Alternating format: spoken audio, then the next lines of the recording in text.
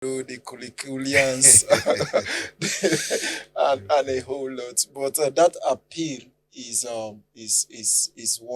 what calling out for. Thank you so much. And I would be looking at a trending issue, a disturbing one at that, I must say, and it has raised a whole lot of concerns, a whole lot. I repeat again, a whole lot of concerns. And every Nigerian who has empathy still remaining in them is looking into this matter. But for us, the twist of events as regards it is something that calls for questioning, something that calls for concern.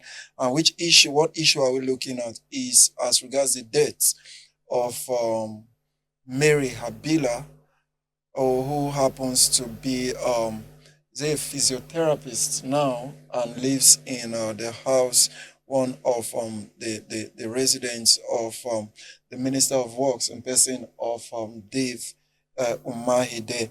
And here we have Dave Umahi speaking or breaking out silence by saying that Mary Habila was like a daughter to me. I watched that press briefing where he said that Habila have lived 3 years, if I'm not mistaken, with him, and he's also one of his staff, and worked with the Ministry of Works. And he also alleged that there have been some close relationship between his family and her family. But Habila is dead, but we have a case in point of the father who have also come up. But let me leave it there. David Mai is saying that um, an autopsy should be carried out as regards this case. He said that in that press briefing that despite the father saying it is not within their cultural, traditional practice, something like that, but David Mai is insisting that that should be carried out. Now, the likes of National Association of Nigerian Students and NASS are mourning the death of this nurse who was found dead, and a whole lot of persons are demanding a probe of that. And one of the elder statesman and presidential candidate of the ADC there is saying that there should be a suspension of the Minister of Works in person of David Mai pending the probe into Mary Abila's death.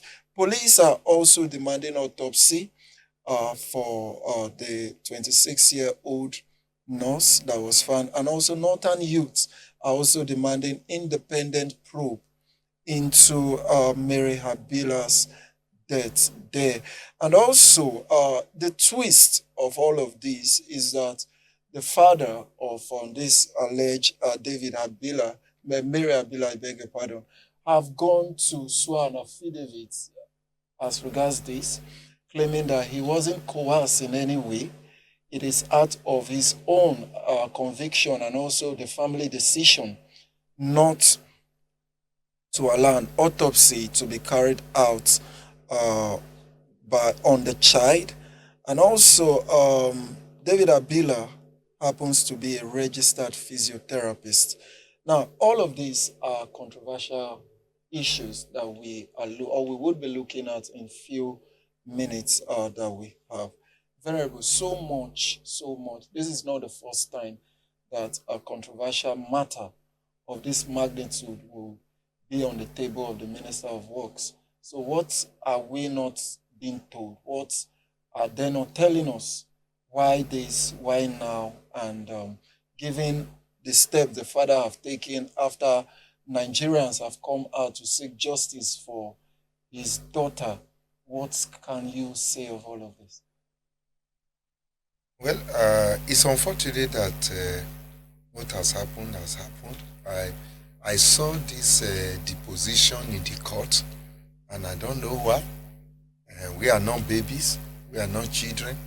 So if uh, if the parents, if the parents and the family that Nigerians are trying to help push for justice, and now the one going to court to be swearing and doing all this, then I can tell you no longer interested.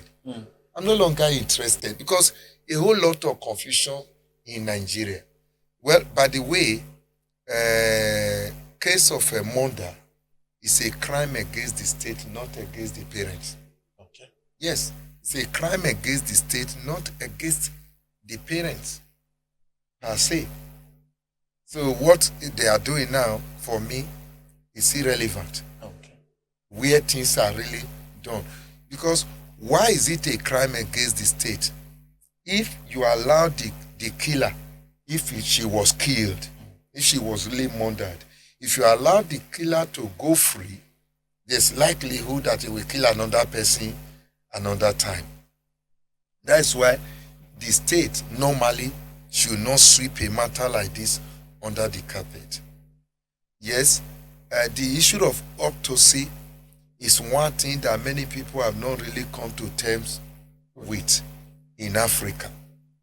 But autopsy is really designed to know the root cause of the death of such a person. Was it natural?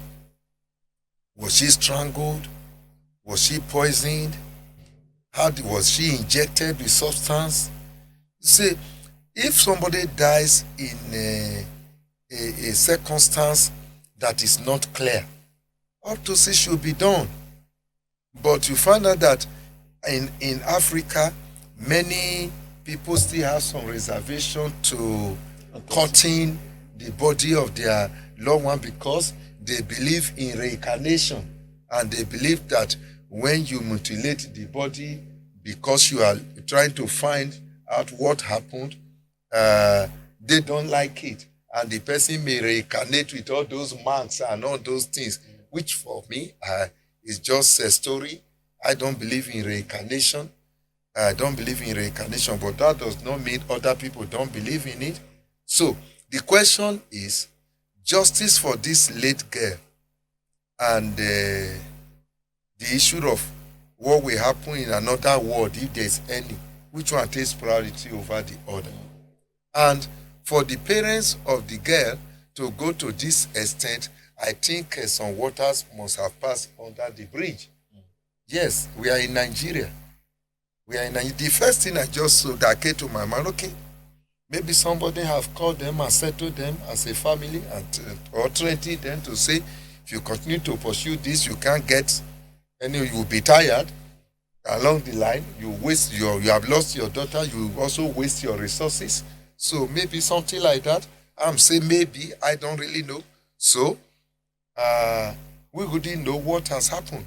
That it is the father that is now going to court to go and be doing all this. Is he more interested on the dead body than justice for the dead lady? Which one it takes priority? All right. So it's all for them. Nigeria have many other problems to look into. All right. Thank you so much, Venerable, for that.